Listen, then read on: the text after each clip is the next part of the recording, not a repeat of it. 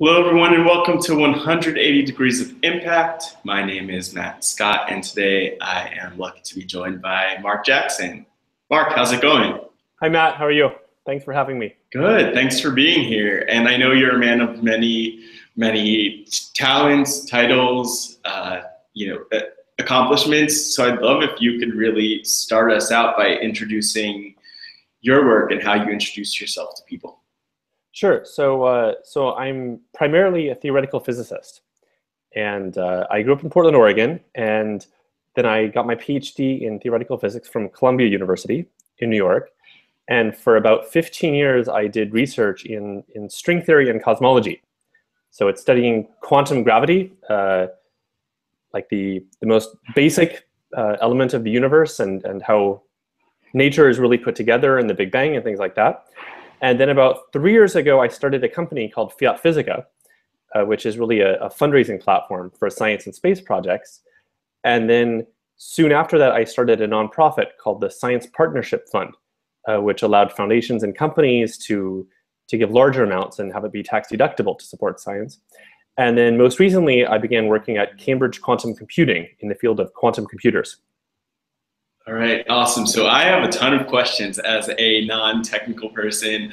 I have way more questions than we'll get to on this interview about string theory and quantum computing and about theoretical physics. But actually, just to kind of take a pit stop there, how do you explain theoretical physics to a lay audience, i.e. me? Sure. So theoretical physics is really just trying to understand the forces of nature and construct mathematical models for it. And so there's this wonderful battle in science between theorists and experimentalists. So theorists could come up with a prediction. They could say, here's a mathematical model of how we think nature works. And they would challenge the experimentalists to try to go measure it. And then the experimentalists, they go measure it, and they say, okay, we have this result. Try to explain it to the theorists. Mm-hmm. And so this constant back and forth is why science has done incredibly well. It's been so successful in explaining things because there's all these times where we have predictions and then we try to measure it, or we measure something strange and then we try to explain it. And I'm not any good in the laboratory, and so that's why I ended up in the theory side, just doing math to try to predict and explain how nature works. Well, the good news is that we have that in common, because I'm not any good in the laboratory. But I want to hear, definitely learn from you through this conversation. That's what 180 Degrees of Impact is all about for me. And I'll just also say, I think people could tell I'm going to learn a lot through this conversation. So I would love to hear more about how you got to the work that you're doing. Just to preface this for anyone watching, I initially met you through the Space Apps Challenge in 2016 in New York City at the event taking place there. And, going way back before that to how you got started with Fiat Physica Science Partnership Fund before your most recent role with Cambridge Quantum Computing, how did you get started with Fiat Physica and Science Partnership Fund? Sure. So as I mentioned, I had been doing research for about 15 years, and I loved it. I loved explaining how the universe worked, but I began to see that the biggest problem in science wasn't a technical one. It was that we had all these great ideas that scientists wanted to study, and there wasn't nearly enough funding for it. And part of this, kind of piggybacked on this, was that the public didn't seem to understand why this was a problem. And they're obviously related issues. There's not enough funding because the public doesn't appreciate how important this is. And once there is no funding, the public doesn't seem to care. And so I wanted to do something about this. And I've always loved science communication, and it seemed like this would be a fun new way of doing science communication, because fundraising really is science communication plus getting money to make things actually happen. And so it had always been kind of a childhood fantasy to start a business. And so this seemed like a great opportunity to kind of connect all those dots and start my own business doing this. And no one had ever done a scientific fundraising agency before. I guess one question I have, especially since you mentioned that it was like a childhood dream to start your own business, is What was it for you that led you to take your creation from idea to actually executing on it? So I remember exactly what happened. I was living in Paris, and um, the professor I was working for suggested that maybe I could work for their group as a professional fundraiser because the University of Paris had recently, for the first time in 800 years, they had begun accepting private donations. And they didn't really know how to do this. It had always been state supported. And as an American, I was probably more familiar with this process. And so they asked for help. And this gave me the idea that I could actually start a business doing this myself. And I remember just thinking it was such obviously a good idea. And I couldn't believe someone had not done this before. And so within just like 3 days, I think I had decided I'm actually going to do this. And I knew nothing about really starting a business. I just thought this would be perfect. And so I immediately started. And it was incredibly hard work. I had no idea how much work starting a business was. And I had spent my whole life kind of doing academic research. And so I quickly discovered there were so many skills needed to run a business that had nothing to do with scientific research. It really changed my perspective on life, actually. How many skills are needed to run a business and how many types of people are needed. And now I'm just in awe. When I see really successful companies, I think, wow, there are so many smart people working together for one goal that I have a lot of appreciation for that. How did you really figure out, though, at the beginning that you needed so many people in these different roles? Where did you learn? So at first I thought I could basically do it myself. And then when I actually just started doing it, I realized I would need help. And I had the very great fortune to meet a woman. Her name is Aparna Dasgupta. And I met her soon after I moved to New York. And she coincidentally was starting her own marketing and business consultant agency. And I liked her, and she was very smart, and we got along. And so I quickly hired her, and so we worked very closely together, and we still do today. And she had this incredible insight about the way that businesses work and the way that people interact with businesses and marketing and such.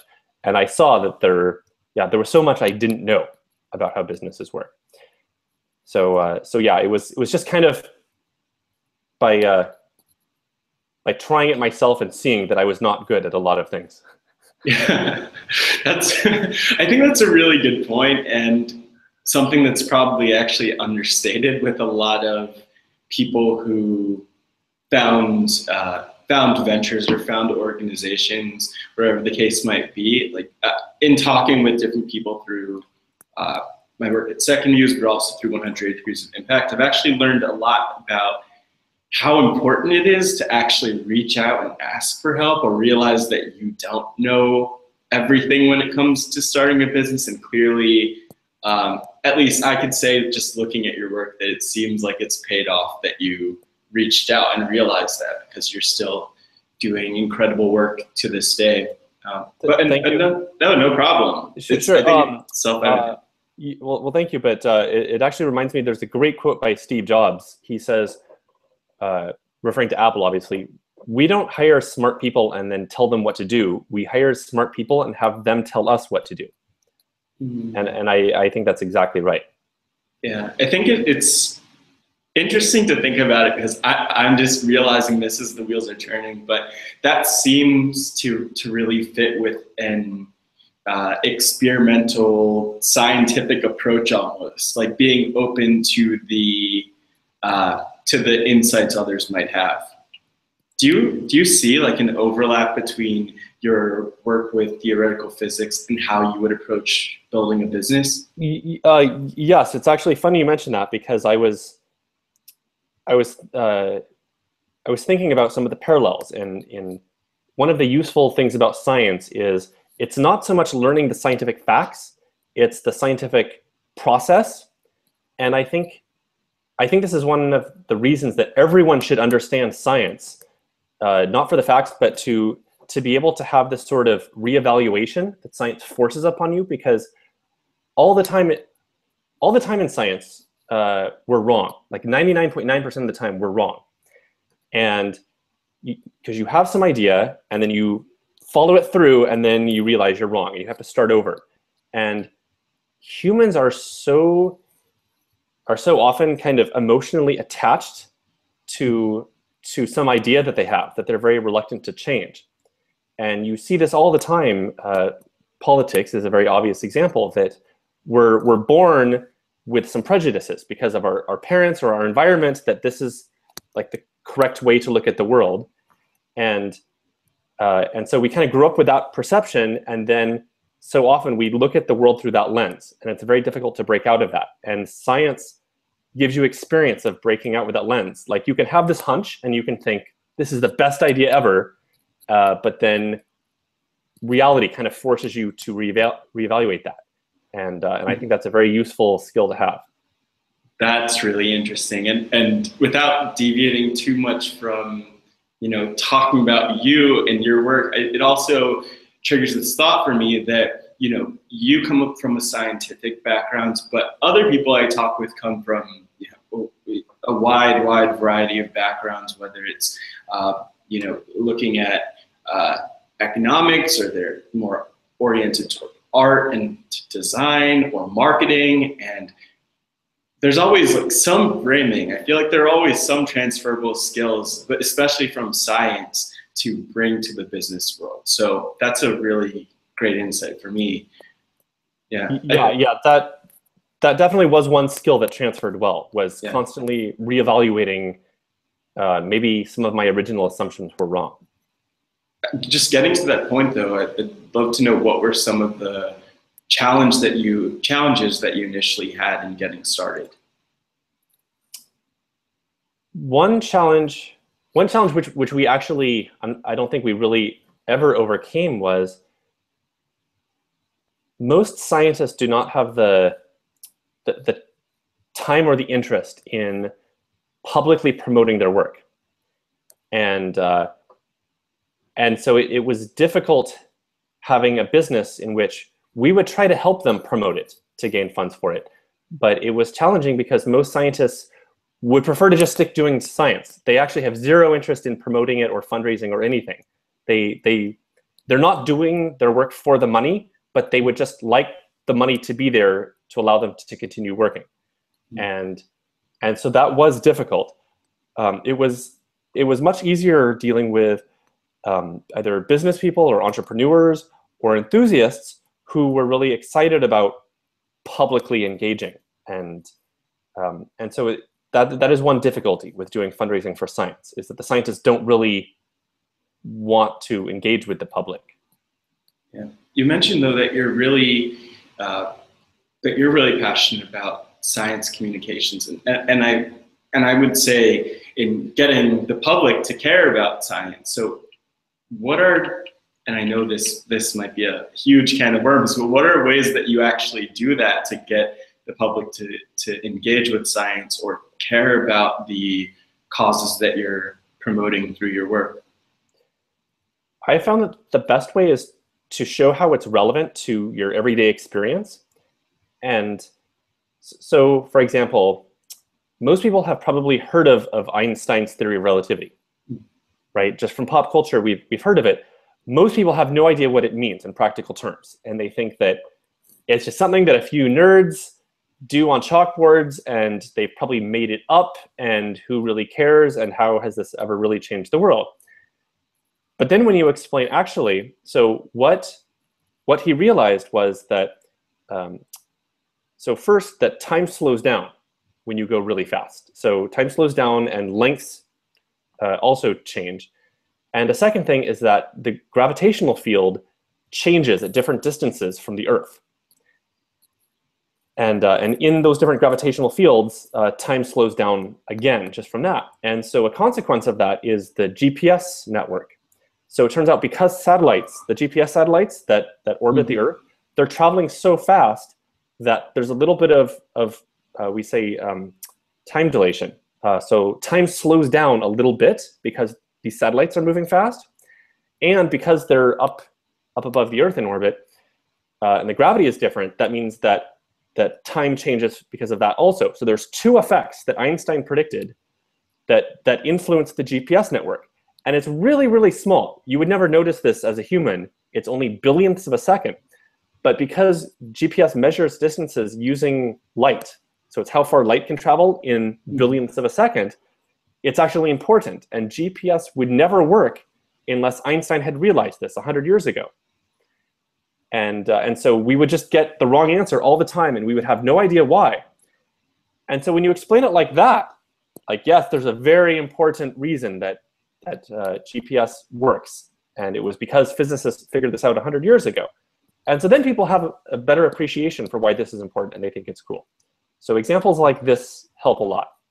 That's interesting. So, like, in other words, the practical applications help people, or I should say that maybe the everyday applications help people understand and relate to the work. Is that the approach that you take with, well, because I'd really love to get into different examples of the projects that you've supported and that some of them that you're most proud of, without getting to all of them.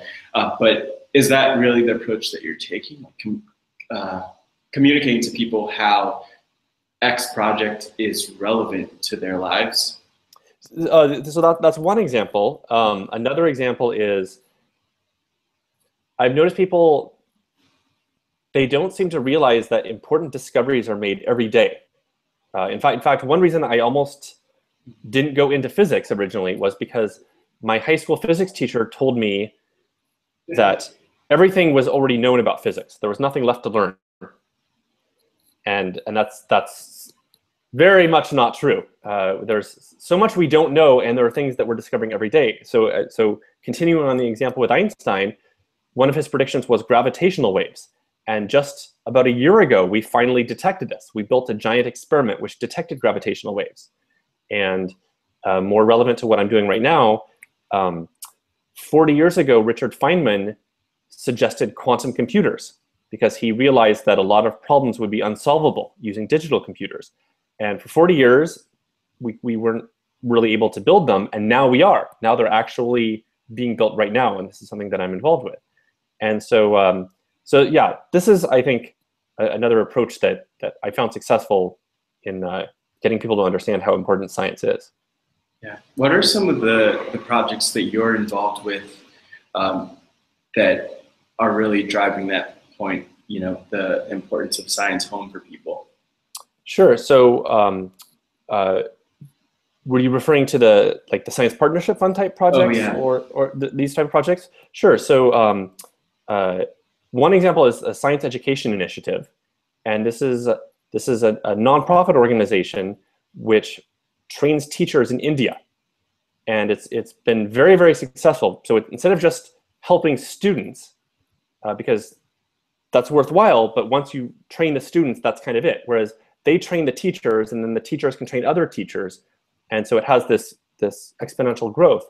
And so it's proven to be a very successful model. And so this is one project that we're very happy has been involved with Science Partnership Fund. Another example is we organized a conference a few months ago at Columbia University in New York, and it was called the Dawn of Private Space Science. And because there's this emerging private space industry, there are all these cool opportunities for doing science and space in the private sector.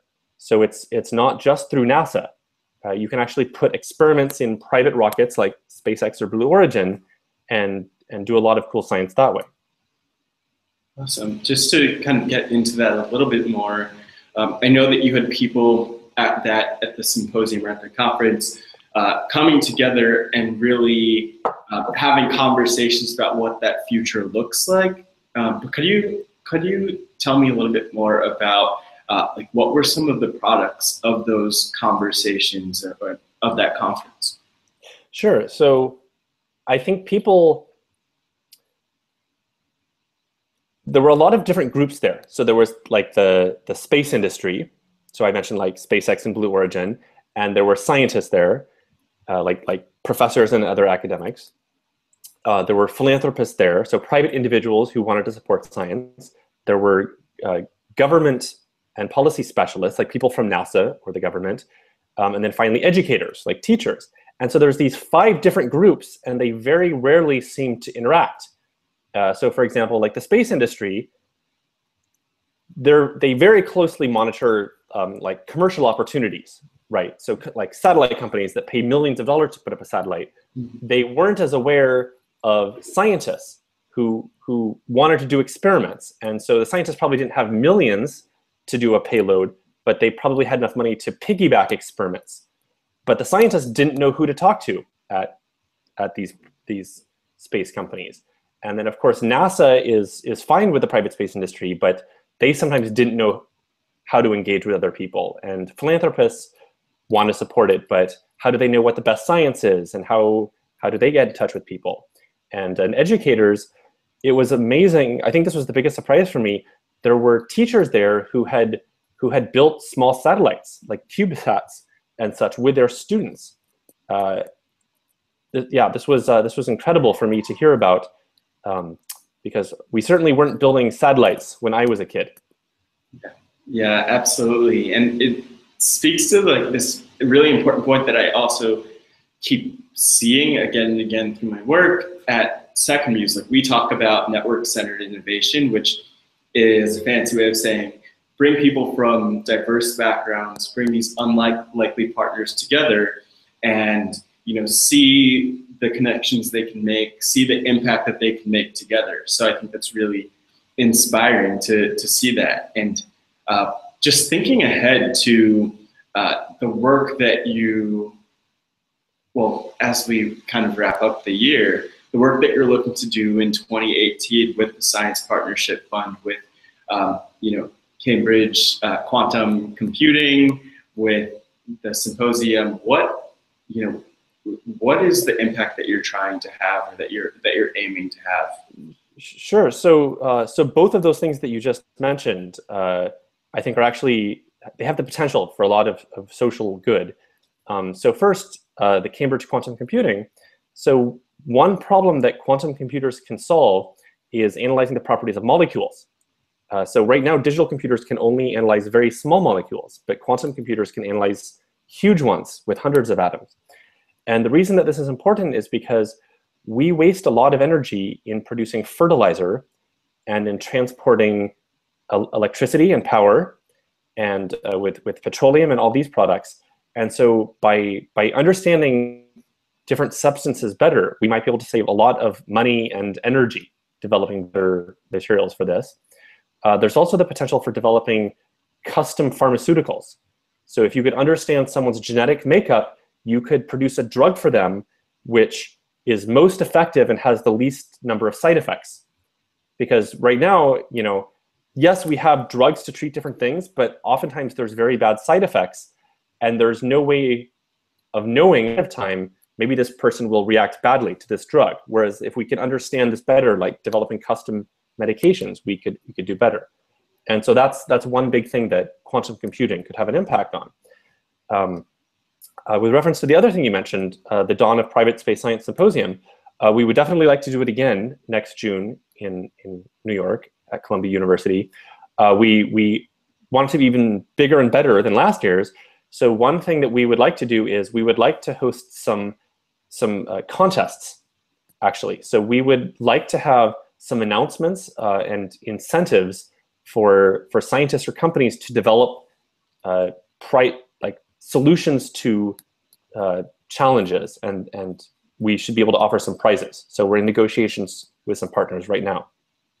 Awesome. That's really interesting to hear. And that idea of prizes and sourcing solutions reminds me a lot of Space Apps, the NASA Space Apps Challenge.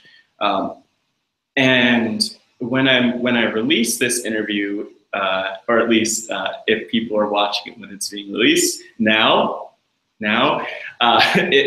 it's Computer Science Education Week. It's December 4th to December 10th, I believe. And so I've been thinking a lot about that and how we get kids especially engaged in the sort of challenges that you're talking about, but also in science. And I know that you've, I'm sure, experienced that or witnessed that. So my question for you is, how do we get newcomers, but especially thinking of kids, involved in science, whether it's theoretical physics or computer science and everything in between? So the great thing is that kids are naturally curious. you don't have to force them. No one had to force me to learn about science and computers. And my overwhelming experience is that kids love to learn. And sometimes it's just playing games, but they're still learning if you do it right. Right. And the great thing about computers is that you can't really break a computer. You can let them play around and learn how to program and stuff, and they can make all sorts of mistakes, but you can't usually break it unless they actually throw it on the ground. So I think programming in computers is a great way for students to learn about the scientific process of having to think about the problem and what steps are involved in solving it and debugging it and working in teams. It's such a perfect way of learning about science.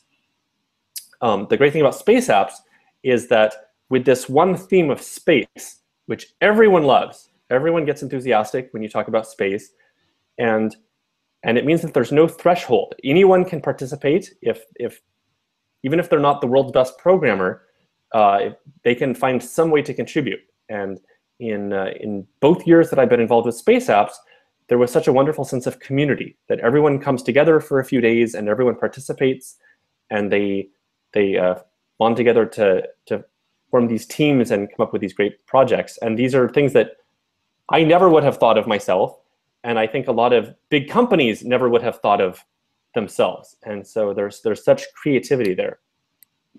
That's really amazing to hear. And I think it's so tough because from my perspective, like you mentioned that kids are naturally curious, and I think everyone could relate to that in some sense. And I think one thing I really like about space apps and the hackathon community overall is just that it's an opportunity to engage. So while I've been involved in space apps the past 2 years, I haven't really been involved in a hackathon or embrace that curiosity. And I feel like that's something that more adults need to do also. But just to kind of, what were you going to say, Mark? Yeah, well, it's funny you say that about the children and adults. An example that you know very well is the Doyle family and the ISSI project, because Mike Doyle, the father, actually had a passion for science and space.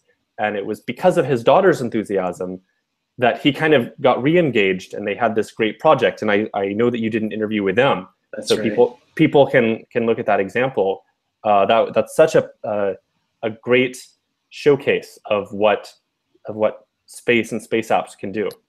Well, it's interesting because, as you mentioned, I did an interview with them, with Laura and Michael Doyle, and I think the one part that sticks out to me, like right when you mentioned that, was that right at the end of these interviews, I asked a question about what your what the title of your book or documentary would be, and I asked them that question, and Laura had her answer about how she's going to change the world one day. She's already started, but how that's her vision for her life. And Mike was talking about how he really felt reinvigorated and rediscovered his passion through seeing Laura's passion, which is also inspiring. And now she's a NASA data nut, and it's so many incredible things keep happening for them. I want to know from you, just to get to that, that question, my favorite question really, like, if your life were a book or documentary, what would the title be and why? If my life were a book or documentary, the title would probably be Persistence.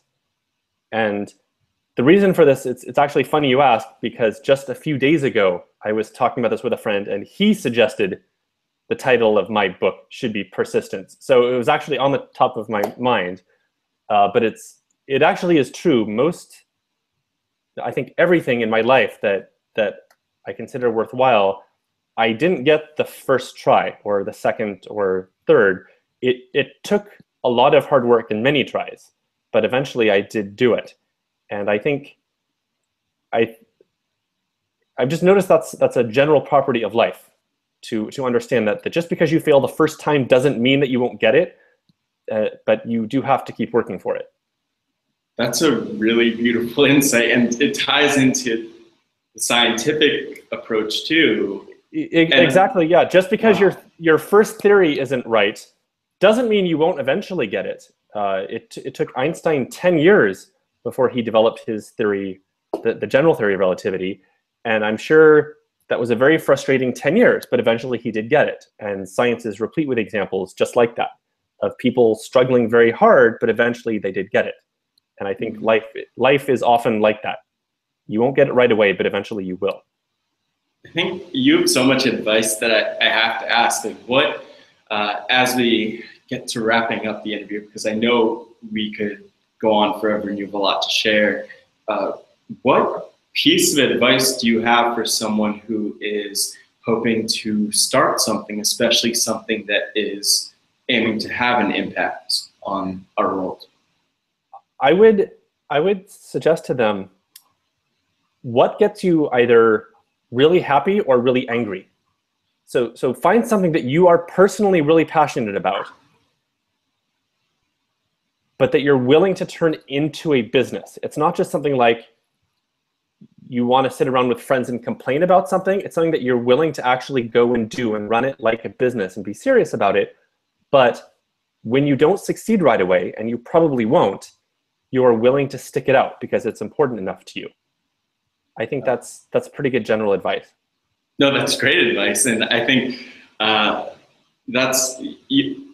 I'm a little bit at a loss for words as we get to wrapping up, only because I think in the world or in life, in my work at Second Muse especially, I meet a lot of people who come from more scientific backgrounds. A lot of people who, to my dismay, often, as you were saying toward the beginning, are more focused on their work and less on, my piece of the marketing, which is something, I completely get. But, I've learned a lot, and I think people who watch this would learn a lot from you about starting something and about sticking it out and being persistent. And so I really appreciate that, because I definitely have to watch this back and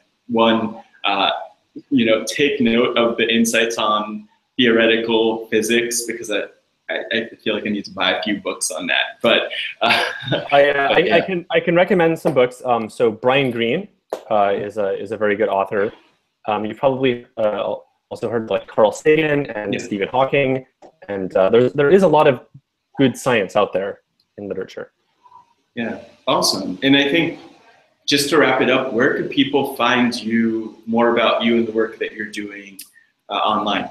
Sure. So I have a website. It's at physicsjackson.com. But if you'd like to email me anytime, my email is mark@fiatphysica.com. Awesome. Thanks a lot, Mark. And for anyone who wants to learn more about 108 Degrees of Impact, the website is www.lets.care. Email hello@lets.care, or on Facebook, Instagram, Twitter, just @letsyoucare. But this has been awesome, Mark. I really appreciate it, and thanks for joining me. Sure. Thanks so much, Matt. I've really enjoyed this. Awesome. And for anyone who wants to learn more about, our work, stay tuned for more 108 Degrees of Impact interviews. Get involved in Computer Science Application Week. And overall, my advice every single time I do an interview, keep impacting.